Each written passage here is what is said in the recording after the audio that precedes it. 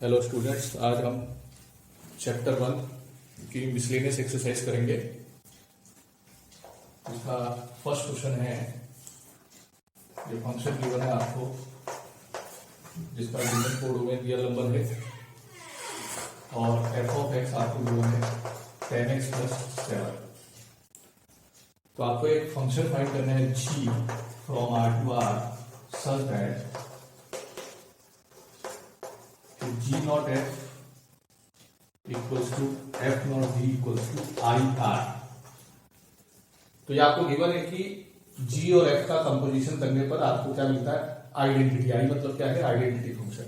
तो आपको ध्यान होगा कि जब दो फंक्शंस का कंपोजिशन करने पर आपको आइडेंटिटी फंक्शन मिलता है तो दोनों फंक्शन एक दूसरे के इनवर्स होते हैं। तो यहां पर आप सबसे पहले ये लिखेंगे since g not f equals to f not g equals to I R। इसका मतलब ये होगा कि जो g है वो f का इनवर्स है, क्योंकि g नॉट f और f नॉट g दोनों आइडेंटिटी फंक्शन है, तो g f का इनवर्स है। तो आपको g फाइंड करना है, इसका मतलब आपको f का इनवर्स निकालना है। तो इस f का इनवर्स निकालने के लिए पहले हम इसको 1 प्रूव करते हैं। तो इसके लिए हमने x1 x2 दो रियल नंबर लिए और f of x1 equals to f of x2। तो इसमें x की जगह x1 रखेंगे तो 10x1 + 7 इक्वल्स टू 10x2 + 7। तो 10x1 इक्वल्स टू क्या हो गया, 10x2। तो यहां से हमें रिजल्ट मिला x1 इक्वल्स टू x2।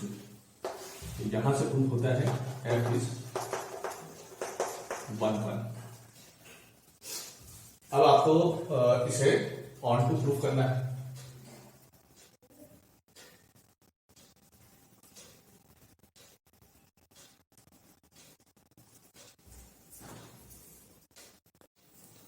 अब इसको हम ऑन टू प्रूफ करेंगे।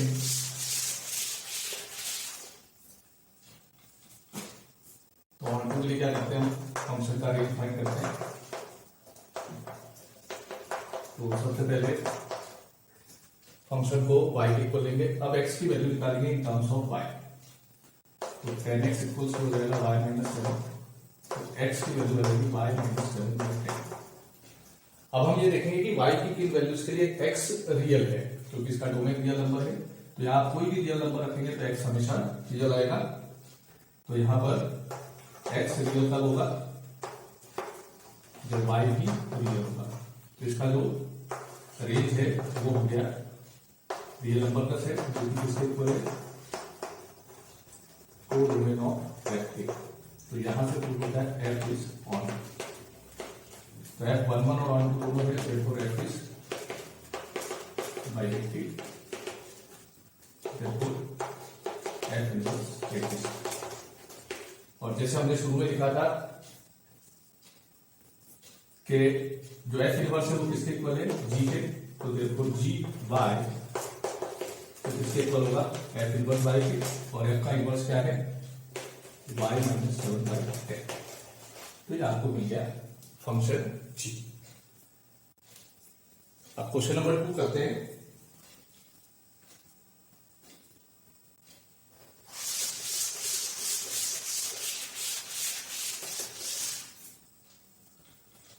तो इसमें जो फंक्शन आपको डिफाइंड है, इसका डोमेन और कोडोमेन है होल नंबर्स का सेट। और फंक्शन कुछ इस तरह से दिया है, तो मैं इसको ऐसे लिखा हूं, fn इक्वल्स टू है n - 1 if n is odd, और ये है n + 1 if n is even. तो आपको इसे इन्वर्टिबल प्रूफ करना है और इसका इनवर्स भी फाइंड करना है। तो सबसे पहले हम प्रूफ करेंगे 1 1। अब देखिए यहां पर चूंकि फंक्शन की दो वैल्यूज हैं, तो यहां पर आपको 3 केस लेने पड़ेंगे। एक केस में दोनों जो नंबर लेंगे हम डोमेन के वो ऑड लेंगे, एक केस में दोनों इवन लेंगे, एक केस में एक इवन और एक ऑड। तो पहला केस ये है, मान लेते हैं n1 and n2 are 2 odd numbers. और साथ ही साथ हम मानते हैं f of n1 equals to f of n2। तो जब n ऑड है तो फंक्शन की वैल्यू है n माइनस वन, तो एफ ऑफ n1 क्या होगा n1 माइनस वन और ये होगा n2 माइनस वन। यहां से n1 इक्वल टू क्या आ गया n2। तो यहां से पहले केस में प्रूव हो गया f11। अब सेकंड केस हम लेते हैं, let n1 and n2 are two even numbers और साथ ही मानेंगे f of n1 equal to f of n2। तो जब n इवन है तो फंक्शन की वैल्यू है n प्लस वन, तो f ऑफ n1 होगा n1 प्लस वन और f ऑफ n2 होगा n2 प्लस वन। ये 1 से 1 कैंसिल, यहां से n1 इक्वल टू क्या आ गया n2। तो इस केस में भी प्रूफ हो गया कि f क्या है 1 1 है।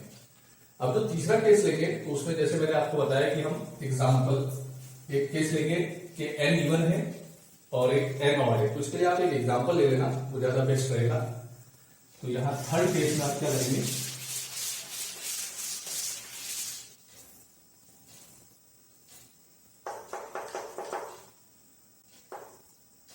मान लेते हैं n1 है 1 और n2 है 2। अब आपको ये बताना पड़ेगा कि ये n1 और n2 इक्वल नहीं है तो इनकी इमेजेस भी इक्वल नहीं होंगी। तो हम वैल्यू निकालते हैं f ऑफ n1, तो f ऑफ n1 मतलब f ऑफ 1। तो जब n ऑड है, क्योंकि 1 यहां पर ऑड है, तो ऑड के लिए इसकी वैल्यू है n माइनस वन, तो आ जाएगी 1 माइनस वन विच इज 0। फिर f ऑफ n2 निकालते हैं, n2 क्या है आपका 2। तो जब n इवन है तो f की वैल्यू है n प्लस वन, तो f ऑफ 2 की वैल्यू क्या हो जाएगी 2 प्लस वन विच इज 3। तो हम क्या देखते हैं कि इनकी इमेजेस क्या आ रही है अलग अलग। तो आप यहां क्या लिखेंगे कि n1 is not equal to n2 implies f of n1 is not equal to f of n2। तो यहां से तीनों केसेस से प्रूफ होता है f क्या है 1 1 है। अब नेक्स्ट आपको ये बताना है ऑन टू। तो ऑन टू के लिए हम इस फंक्शन का क्या फाइंड करेंगे, रेंज। तो रेंज निकालने के लिए क्योंकि फंक्शन की दो वैल्यूज है, एक बार इसको y के इक्वल लेंगे, एक बार इसको y के, और फिर इस फंक्शन का क्या फाइंड करेंगे हम रेंज।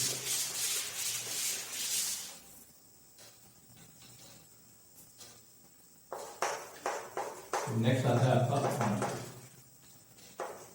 तो इसमें जो फर्स्ट केस आप लेते हैं उसमें y इक्वल्स हो गया n माइनस वन। अब आपको यहां ध्यान रखना है n क्या है ऑड। अब यहां से n की वैल्यू निकालेंगे y की टर्म में, तो n इक्वल्स हो गया y प्लस वन। अब हम ये देखेंगे कि y की किन वैल्यू के लिए n ऑड आएगा।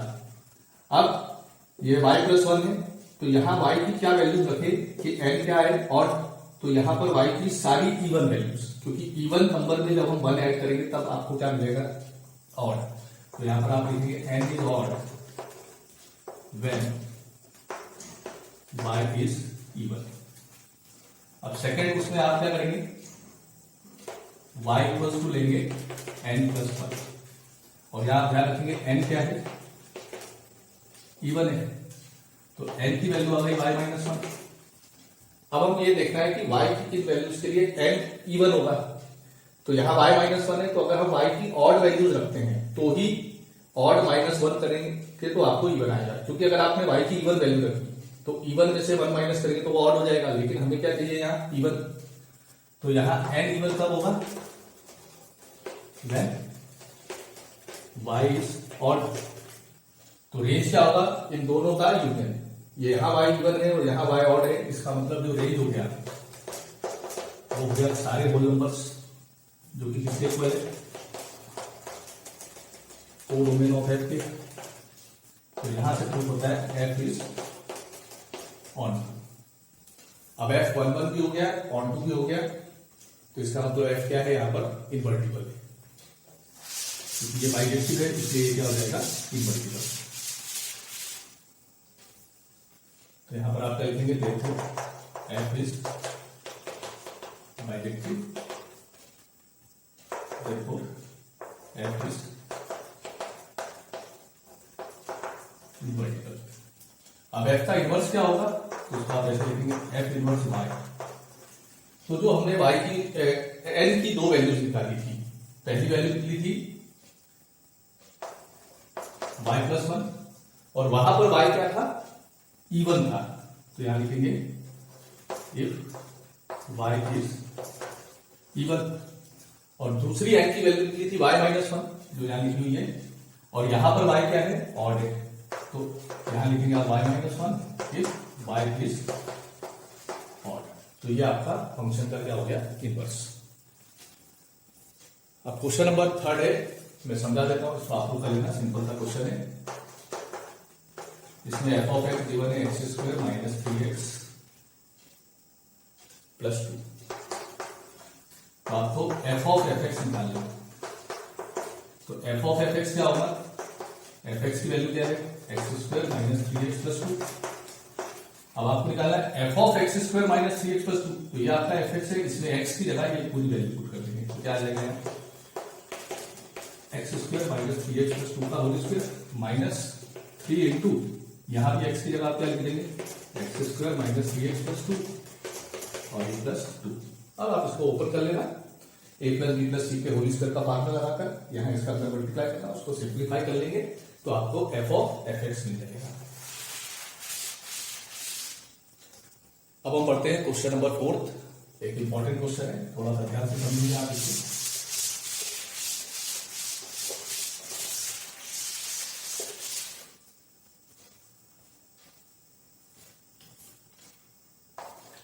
क्वेश्चन नंबर 4 है, इसमें फंक्शन का डोमेन तो रियल नंबर है और को डोमेन दिया हुआ है इस तरह से, x belongs to r such that x is greater than -1 less than 1, या इसी को हम ऐसे लिख सकते हैं, इसका जो को डोमेन है वो ओपन इंटरवल है -1 से 1, और आपको एफ एक्स की वैल्यू क्या दे रखी है, x upon 1 plus not x। तो आपको प्रूफ करना है ये 1 1 और 1 2 है। अब सबसे पहले तो आप इसको डिफाइन करेंगे, क्योंकि यहाँ मॉड आ गया है, तो आपको पता है मॉड x की वैल्यू -x होती है कब, जब x नेगेटिव होता है, और प्लस x कब होती है, जब x क्या होता है, पॉजिटिव। तो इसको आप लिखेंगे x अपॉन 1, मॉड x की जगह लिखेंगे -x। ये कब होगा, जब x नेगेटिव है। अब चूंकि यहां इसका डोमेन क्या है, रियल नंबर है, तो यहां लेस देन 0 लिखेंगे। और मॉड x की वैल्यू प्लस x क्या होती है, जब x पॉजिटिव होता है, तो यहां पर आप लिख देंगे x is greater than equals to 0। तो इस तरह से पहले हमने इसको डिफाइन कर लिया, मॉड x की वैल्यू -x होगी जब x नेगेटिव है, और प्लस x होगी जब x क्या है, पॉजिटिव। तो यहां पर भी आप 3 केस लेंगे, जैसे हमने क्वेश्चन नंबर 2 में करा था उस तरीके से 1 1 के लिए। तो सबसे पहला केस क्या होगा, इसमें हम मान लेते हैं लेट x1 और x2 दोनों नेगेटिव हैं, फिर हम मानेंगे f of x1 equals to f of x2। तो नेगेटिव के लिए फंक्शन की वैल्यू है x अपॉन 1 माइनस x, तो f ऑफ x1 क्या हो जाएगा, x1 upon 1 minus x1, f of x2 हो जाएगा x2 अपॉन 1 माइनस x2। अब इसको क्रॉस मल्टीप्लाई जब करेंगे तो आपको क्या मिलेगा,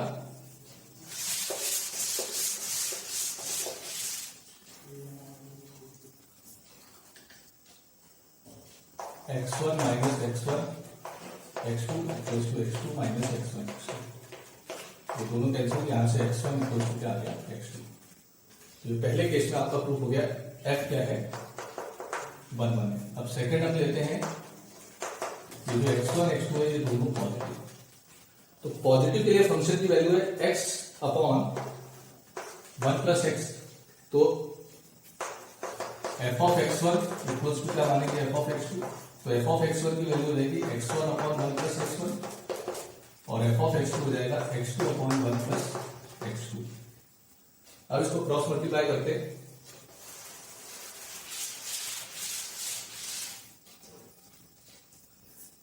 तो यह आ जाएगा x1 plus x1 x2 equals to x2 plus x1 x2। तो यहां से x1 इक्वल्स टू क्या आ गया, x2। तो यहां से भी क्या प्रूफ हो गया, f 1 1 है। और जब तीसरा केस लेंगे उसमें आप एग्जांपल ले लेंगे, आप 2 रियल नंबर लेंगे, पॉजिटिव ले लेंगे और एक नेगेटिव। सपोज मैंने x1 इक्वल्स टू क्या ले लिया, 1, और x2 इक्वल्स टू क्या ले लिया, -1। अब आप f ऑफ x1 निकालेंगे, तो f ऑफ x1 क्या होगा, f ऑफ 1।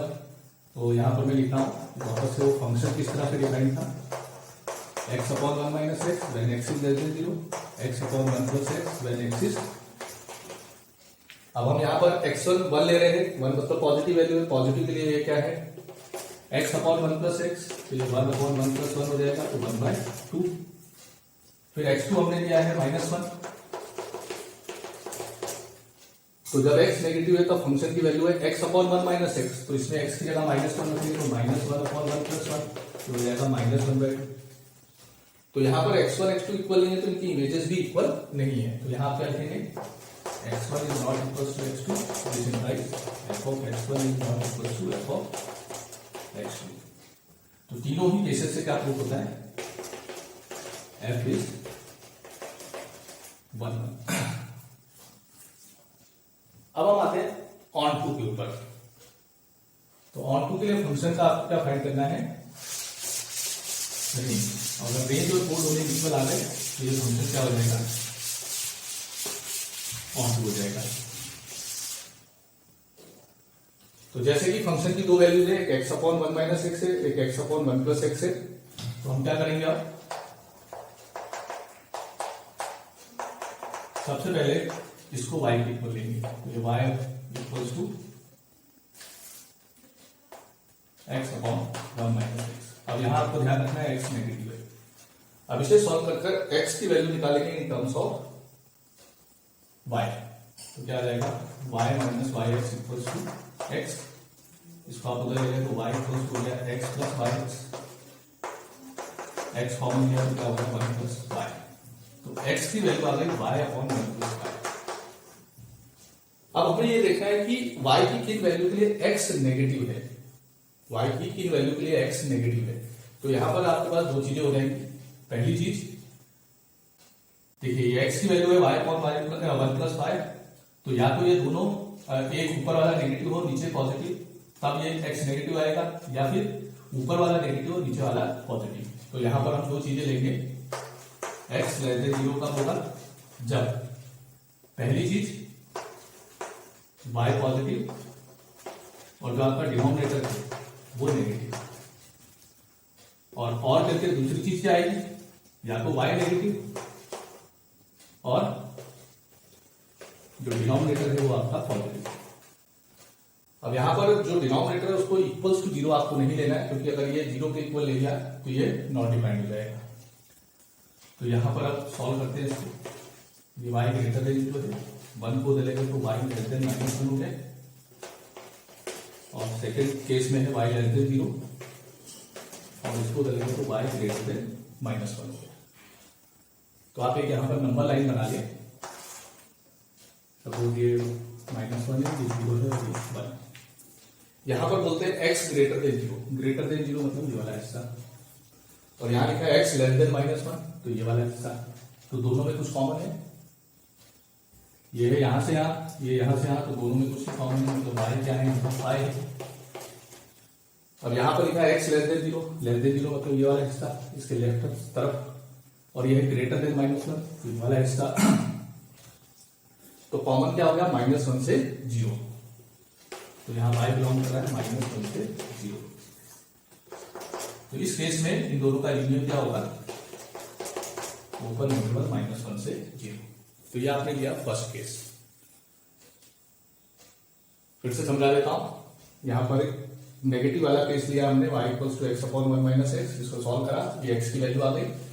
अब हमें x नेगेटिव चाहिए, तो ये y अपॉन 1 प्लस y है x की वैल्यू, तो ये नेगेटिव कब हो सकता है, जब ऊपर वाला पॉजिटिव हो नीचे वाला नेगेटिव, पहला केस, क्योंकि नेगेटिव पॉजिटिव नेगेटिव होगा। दूसरा केस क्या होगा कि ऊपर वाला नेगेटिव हो नीचे वाला पॉजिटिव। अब इसी तरह से आप इसको y के इक्वल लेते हैं,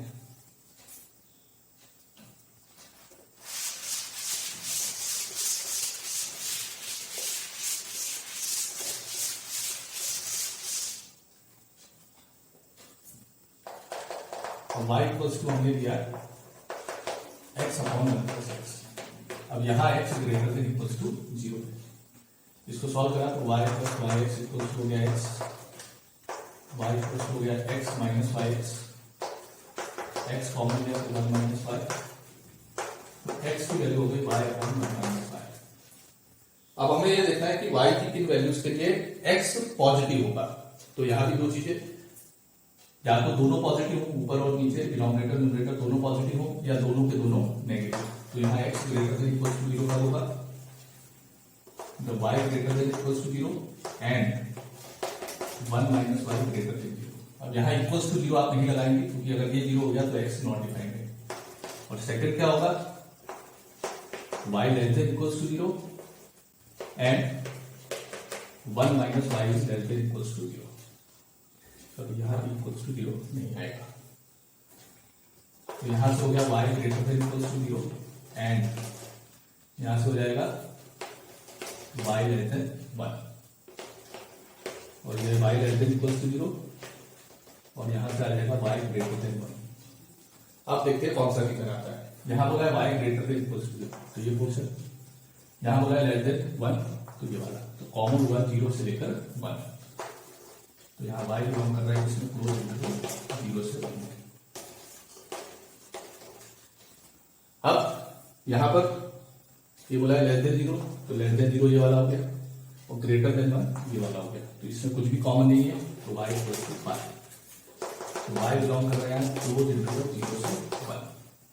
तो जो रेंज होगा, तो जो पहला केस था और जो दूसरा केस था उसको कंबाइन कर देंगे, तो रेंज हो जाएगा आपका ओपन इंटरवल, पहले मैं इसको ऐसे लिख देता हूं, -1 से 0 यूनियन 0 से ओपन इंटरवल 1। तो इसको देखें, ये है -1 से 0 फिर 0 से 1, इसका मतलब ओपन इंटरवल -1 से 1, और यही इस फंक्शन का कोडोमेन है, तो इक्वल हो गया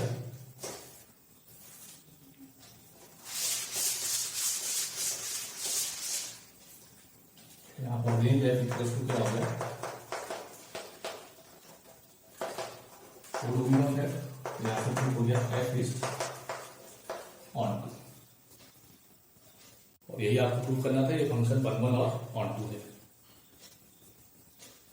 तो इंपॉर्टेंट क्वेश्चन है, एक बार आप इसको ध्यान से समझना और फिर एक बार करके देखना आप खुद।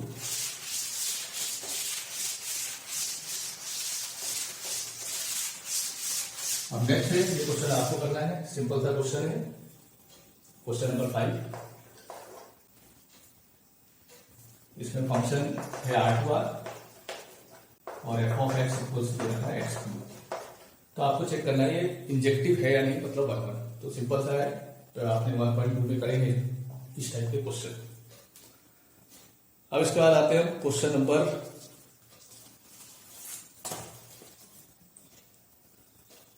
8।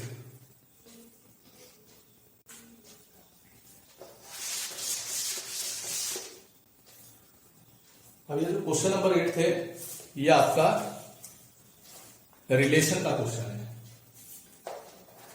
क्योंकि आप मिसलेनियस एक्सरसाइज पढ़ रहे हैं, तो ये आपको रिलेशन, फंक्शन, इनवर्स सबके मिक्स क्वेश्चंस मिलेंगे। इसमें आपको दिया है x एक एम्प्टी सेट है, नॉन एम्प्टी सेट है, और px उसका पावर सेट है। पावर सेट होता है सबसेट का सेट। px क्या है, is power set of x।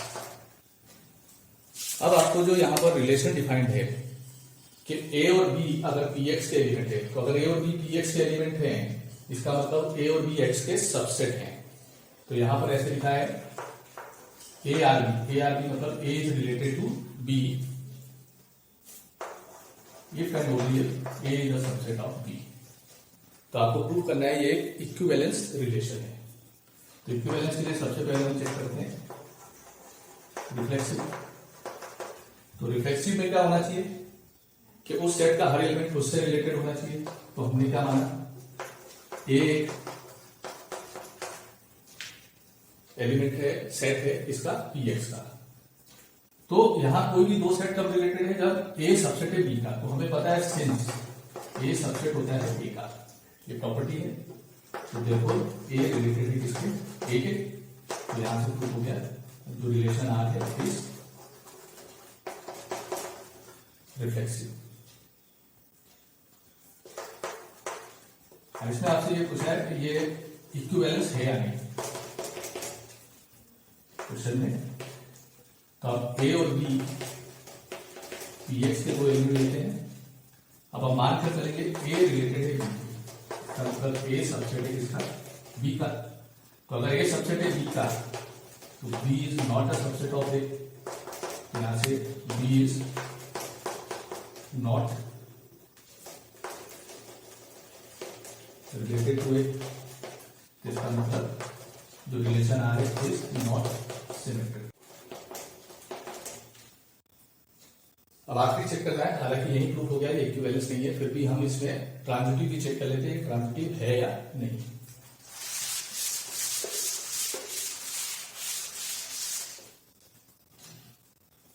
तो थर्ड आता है आपका ट्रांजिटिव। तो इसमें आप ए बी सी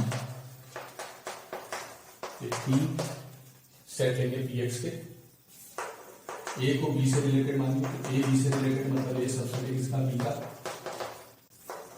बी को सी से रिलेटेड मानिए, इसका मतलब बी सबसेट है इसका सी का। अब आपको चेक करना है ए सी से रिलेटेड है, तो ए सी से रिलेटेड कब होगा जब ए सबसेट है सी का। अब चूंकि ए सबसेट है बी का, बी सबसेट है सी का, तो डेफिनेटली ए बी सबसेट होगा जिसका सी का। तो बाय वन एंड टू क्या लिख देंगे आप, A is subset of C, this implies A is related to C, therefore R is transitive. तो ये जो रिलेशन है रिफ्लेक्सिव है, ट्रांजिटिव है लेकिन सिमेट्रिक नहीं है, तो यहाँ क्या लिखेंगे, therefore R is not an equivalence relation।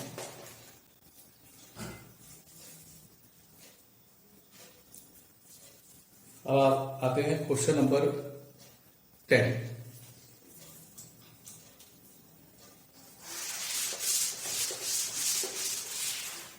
तो क्वेश्चन नंबर 10 में ये पूछा गया है कि एक सेट दिया है, सपोज ये सेट है आपका 1 2 3 अप टू n। तो इसमें पूछा गया है कि टोटल कितने ऑन टू फंक्शंस होंगे, कितने ऑन टू फंक्शंस होंगे from set A to itself, मतलब ए से, मतलब फंक्शन आपका क्या है ए टू ए, मतलब इसका डोमेन भी है और को डोमेन भी है। तो आपसे पूछा गया number of onto function. तो सिंपल एक मैं फॉर्मूला निकाल देता हूं कि if a set A has n elements then number of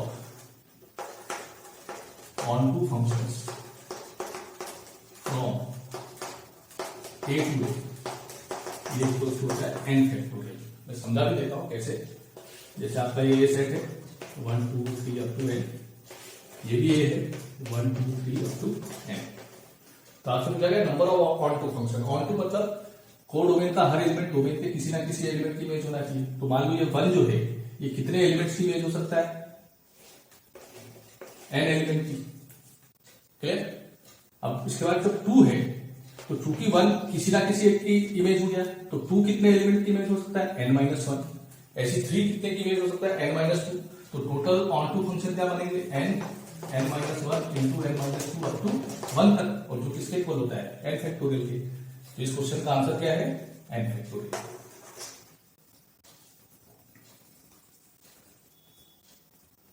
अब क्वेश्चन नंबर 11 है, सिंपल सा क्वेश्चन है, आप लोग कर लेना। तो समझा देता हूं थोड़ा सा।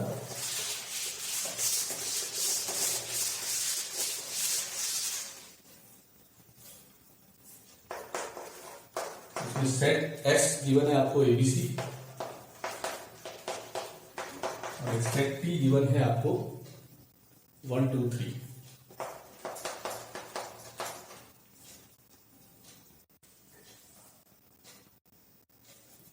और f एक फंक्शन है फ्रॉम S टू P। तो इसमें पूछा गया है, ये दो पार्ट हैं, ये f दे रखा है आपको A3 B2 और C1, तीन इसमें एलिमेंट है। तो इसमें पूछा गया है कि इसका इनवर्स एग्जिस्ट करता है या नहीं। तो इनवर्स कब एग्जिस्ट करेगा, जब ये बाइजेक्टिव होगा। तो चूंकि एक ही इमेज 3 है, B की 2 है और C की 1 है, मतलब तीनों एलिमेंट की अलग अलग इमेजेस है, ये 1 1 हो गया। ऑन टू में इसका रेंज निकालेंगे तो रेंज होगा सेट 1 2 3, जो कि किसके इक्वल है T के, इसलिए ऑन टू हो गया। तो ये यहाँ पर इसका इनवर्स एग्जिस्ट करता है। सेकेंड पार्ट समझा देता हूं। इसमें आपको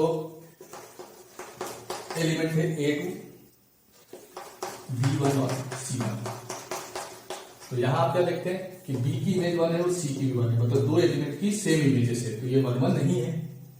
ठीक है, तो ये बाइजेक्टिव नहीं होगा, इसलिए इसका इनवर्स एग्जिस्ट नहीं करता है। अब आते हैं क्वेश्चन नंबर 15 के ऊपर।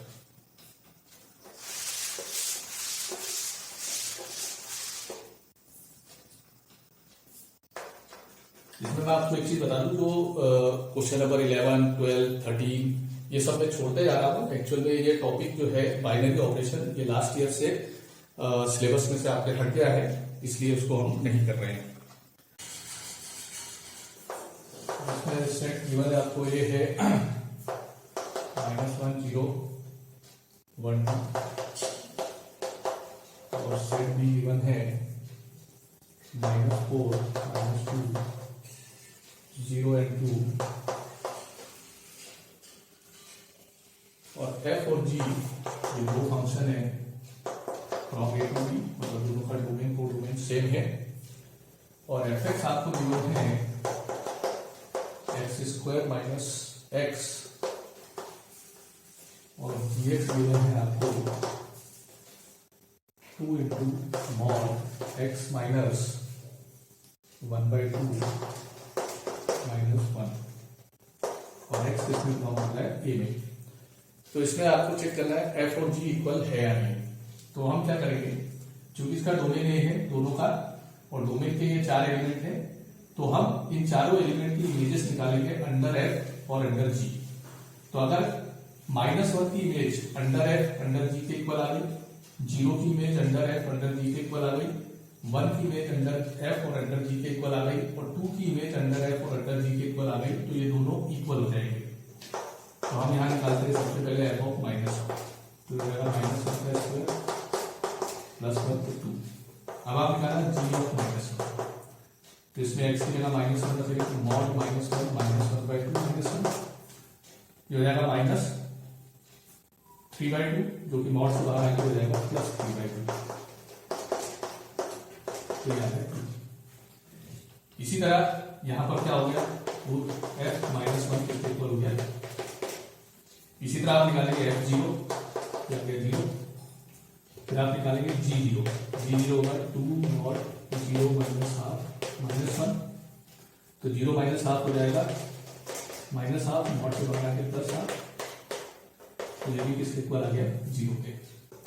तो यहां से f ऑफ 0 इक्वल्स टू क्या आ जाएगा, और इसी तरह आप लोग इसके आगे ट्राई करना, f ऑफ 1 निकालना, और f ऑफ 1 और g ऑफ 1 निकालना, और f ऑफ 2 और g ऑफ 2 ये भी सेम आएंगे, तो वहां पे लिख देना f किसके इक्वल है, g के।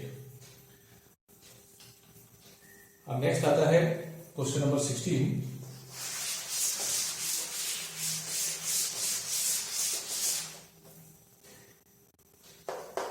इसमें आपको ये एक सेट दे रखा है 1 2 3, बहुत ध्यान से समझना है इसको।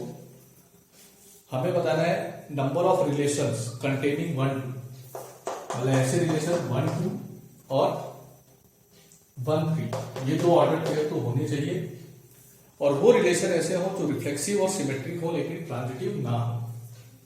तो क्वेश्चन ये कहता है कि हम जैसे ए सेट से ऐसे कितने रिलेशन बना सकते हैं जिसमें इन दोनों को इंक्लूड करें, तो वो रिलेशन रिफ्लेक्सिव सिमेट्रिक हो लेकिन ट्रांजिटिव ना हो। तो सबसे पहला रिलेशन हम बनाते हैं R1 सपोज। अब चूंकि रिफ्लेक्सिव बोला है तो उसमें 1 1 2 2 और 3 3 का होना जरूरी है। अब उसने बोला है इन दोनों को भी इंक्लूड करना है और रिलेशन सिमेट्रिक भी होना चाहिए, तो अगर हम 1 2 लेते हैं तो हमें 2 1 भी लेना पड़ेगा, सिमेट्रिक है क्योंकि।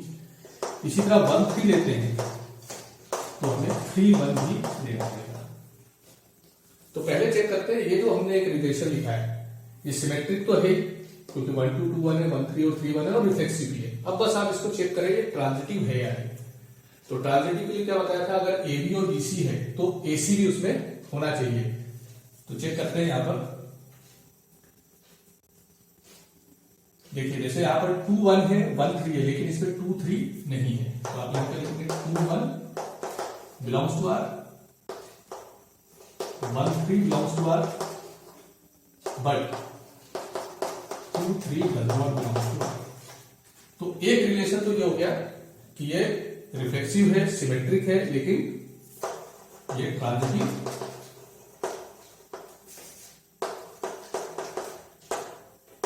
नहीं है। तो अब दूसरा रिलेशन क्या हो सकता है? अब देखो ये तो उसमें होगा ही होगा, क्योंकि क्वेश्चन में कहा है 1 2 और 1 3 होना चाहिए, तो ये सब तो आएंगे। अब इसके अलावा आप इसमें 2 3 ऐड कर सकते हैं। क्या ऐड कर सकते हैं? 2 3। तो अगर 2 3 ऐड करेंगे तो हमें 3 2 भी डालना पड़ेगा। तो उसमें टोटल कितने एलिमेंट्स हो जाएंगे उस रिलेशन में? ये जैसे मैंने R2 बनाया 1 1 2 2 3 3, ये तो हो गया रिफ्लेक्सिव के लिए। अब 1 2 तो क्वेश्चन के हिसाब से लेना है, तो हमें 2 1 भी लेना पड़ेगा क्योंकि वो सिमेट्रिक है। अब 1 3 दिया है तो हमें 3 1 भी लेना पड़ेगा क्योंकि वो सिमेट्रिक है। अब अगर इसमें ऐड करते हैं एक और एलिमेंट 2 3, तो हमें 3 2 भी लेना पड़ेगा। लेकिन ये जो रिलेशन बनेगा इसमें टोटल कितने एलिमेंट्स हो गए? 9 एलिमेंट किसमें होंगे? A क्रॉस A में। मतलब relation R2 A cross A के इक्वल हो गया। तो ऐसा रिलेशन इक्विवेलेंस रिलेशन होता है। तो R2 क्या हो गया? इक्विवेलेंस। तो इसका मतलब ये रिलेशन आपका पॉसिबल नहीं है क्वेश्चन की कंडीशन। तो नंबर ऑफ रिलेशन क्या हुए यहां पर? एक ही रिलेशन ऐसा पॉसिबल है जो इस क्वेश्चन की कंडीशन को फुलफिल करता है। बिल्कुल इसी टाइप का क्वेश्चन नंबर 17 है। उसमें भी सेट जो दे रखा है वो 1 2 3 है।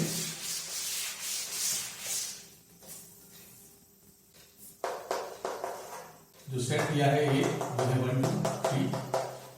तो इसमें आपको बताना है आप कितने इक्विवेलेंस रिलेशन बना सकते हैं कंटेनिंग 1 2। तो जैसे कि अभी मैंने बताया पिछले क्वेश्चन में, वो जो R2 वाला रिलेशन था वो इक्विवेलेंस है क्योंकि वो A क्रॉस A है। तो सबसे पहले तो आप A के रिलेशन को 1 1 2 2 3 3 1 2 2 1 1 3 3 1 2 3 और 3। तो एक तो ये रिलेशन हो गया जो इक्विवेलेंस है। अब इसके अलावा क्या हो सकता है? अब देखो इक्विवेलेंस के लिए रिफ्लेक्सिव को 1 1 2 2 और 3 3 तो आपको ले लेंगे। फिर क्वेश्चन में बोला इसको इंप्रूव करना है, तो आप 1 2 लेंगे तो आपको 2 1 भी लेना पड़ेगा क्योंकि सिमेट्रिक भी बोला है। अब सिर्फ इतने रिलेशन को आप देखो तो ये रिफ्लेक्सिव भी है, सिमेट्रिक भी और ट्रांजिटिव भी है। कैसे? जैसे 1 2 2 1 है तो 1 1 भी इसमें बिलोंग कर रहा है। 2 2 2 1 है तो 2 1 भी इसमें बिलोंग कर रहा है। तो यहां पर नंबर ऑफ रिलेशन कितने पॉसिबल होंगे? 2। अब इसके अलावा भी अगर आप कोशिश करें तो इतना लेने के बाद आपको इसमें 1 3 डालना पड़ेगा। तो 1 3 डालोगे तो 3 1 डालना पड़ेगा। तो क्वेश्चन नंबर 16 में देखा था वो ट्रांजिटिव नहीं है। तो यहां पर मैक्सिमम कितने रिलेशन पॉसिबल है? 2, जो इस क्वेश्चन की कंडीशन को क्या करते हैं? सेटिस्फाइड। अब आता है आपका क्वेश्चन नंबर 18।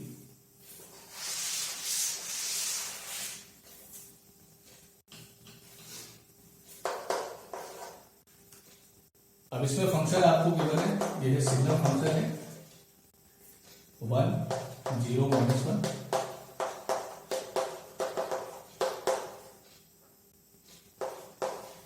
और एक फंक्शन है g जो है ग्रेटेस्ट इंटीजर फंक्शन, मतलब gx है आपका।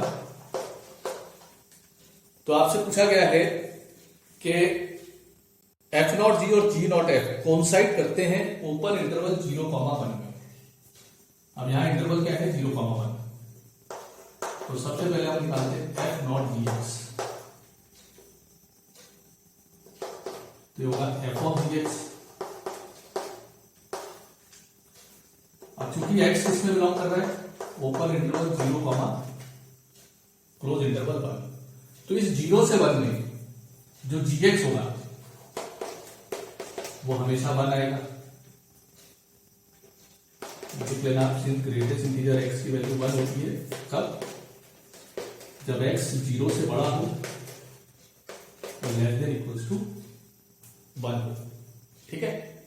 तो यहां पर जब हम रखेंगे तो f0gx इक्वल्स टू आ गया f1।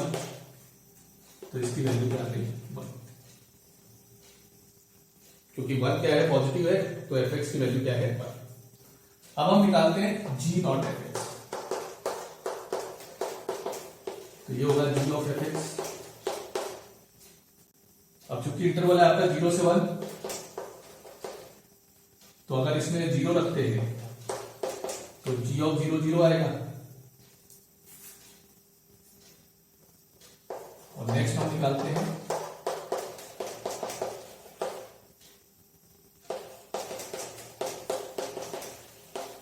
1 रखते हैं तो g ऑफ 1 कितना आएगा, 1 आएगा।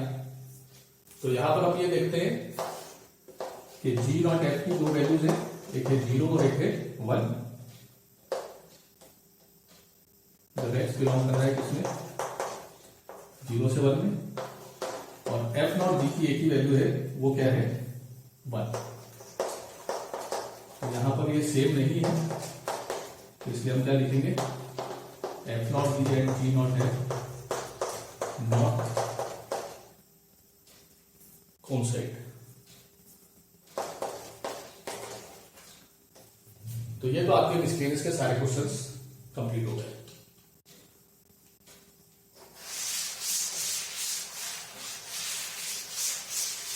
अब ये बीच में एक्सरसाइज 1.3 के एक दो क्वेश्चंस हैं, इनको और मैं समझा देता हूं।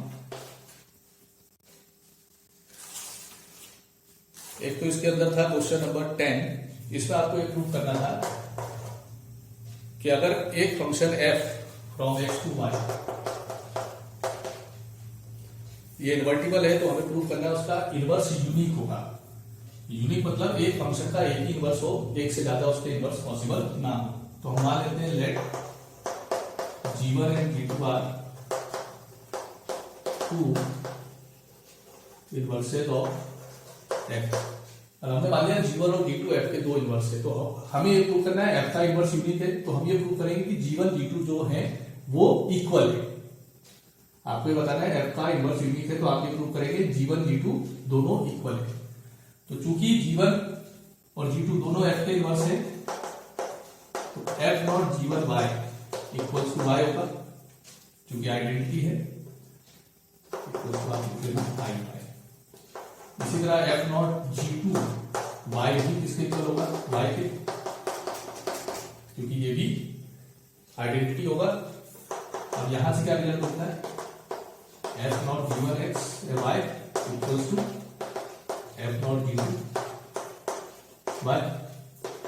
ये हो जाएगा f ऑफ g1 y, ये हो जाएगा f ऑफ g2 y। अब चूंकि f तो इन्वर्टिबल है, तो f 1 1 होगा, तो यहां से g1 y इक्वल्स टू क्या हो जाएगा, g2 y, क्योंकि f क्या है, 1 1 है। 1 1 में क्या होता है, f of x1 equals to f of x2, तो x1 इक्वल्स टू x2 होता है, तो ये आपका x1 है और ये x2 है, तो g1 y इक्वल्स टू, तो यहां से प्रूव हो गया g1 equals to g2।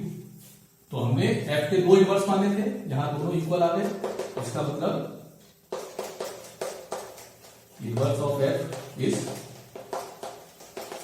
Unique. तो आप हमेशा ये प्रॉपर्टीज को याद रखना कि किसी भी फंक्शन का जो इनवर्स होता है वो हमेशा यूनिक होता है, एक फंक्शन के एक से ज्यादा इनवर्स पॉसिबल नहीं। अब इसमें क्वेश्चन नंबर 11 है, इसका जो डोमेन है फंक्शन का वो है 1 2 3, और जो कोड डोमेन है वो है ABC। और आपको ये रखा है f1 इक्वल्स टू a है, मतलब 1 की इमेज है, f2 इक्वल्स टू b है, 2 की इमेज b है, और f3 इक्वल्स टू c है, मतलब 3 की इमेज c है। तो आपको f इनवर्स फाइंड करना है, और उसके बाद बताना है f इनवर्स का इनवर्स f होगा। तो सबसे पहले तो f को हम रोस्टर फॉर्म में लिख देते हैं, ये 1 कॉमा a 2 कॉमा b। तो देखिए 1 की इमेज a है, 2 की b है, 3 की c है, तो यहां से क्या प्रूफ होता है, f क्या है, 1 1 है। तो यहां आप क्या लिखेंगे, since images of distinct elements of domain of f are distinct, therefore f is 1 1। अब इसका रेंज क्या है, सेकंड एलिमेंट का सेट, मतलब ABC, और इसका कोड डोमेन भी क्या है, सेट ABC। तो ये प्रूफ हो गया। रेंज एफ किसके इक्वल हो गया, कोडोमेन पे, तो देखो एफ क्या हो गया, onto, f onto हो गया, तो 1 1 ऑन टू का तो एफ क्या हो गया, बाइजेक्टिव। तो देखो एफ इनवर्स क्या करेगा, एग्जिस्ट, और एफ इनवर्स क्या होगा, ये जो ऑर्डर पेयर लिखे इनको रिवर्स में लिखते हैं, ए कॉमा 1, बी कॉमा 2 और सी कॉमा 3। अब आपको बताना है एफ इनवर्स का इनवर्स एफ के इक्वल है। तो यहां जो एफ इनवर्स है इसका डोमेन हो गया आपका सेट एबीसी और को डोमेन हो गया पॉइंट। तो यहां देखिए ए की इमेज 1 है, बी की 2 है, सी की 3 है, मतलब ये 1 1 है। तो एफ इनवर्स इज 1 1 और ऑन टू भी है, क्यों, क्योंकि इसका रेंज है सेट 1 2 3 और इसका को डोमेन भी क्या है, सेट 1 2 3। तो इसका मतलब एफ इनवर्स का इनवर्स एग्जिस्ट करेगा, और एफ इनवर्स का इनवर्स क्या होगा, इसके एफ इनवर्स के जो ऑर्डर पेयर है इनको वापस रिवर्स कर दे, मतलब 1 कॉमा ए 2 कॉमा बी और यही आप देखेंगे किसके इक्वल है, एफ के। तो ये प्रूफ हो गया एफ इनवर्स का इनवर्स इक्वल्स टू एफ। ठीक, तो ये आपका चैप्टर 1 कंप्लीट होता है पूरा।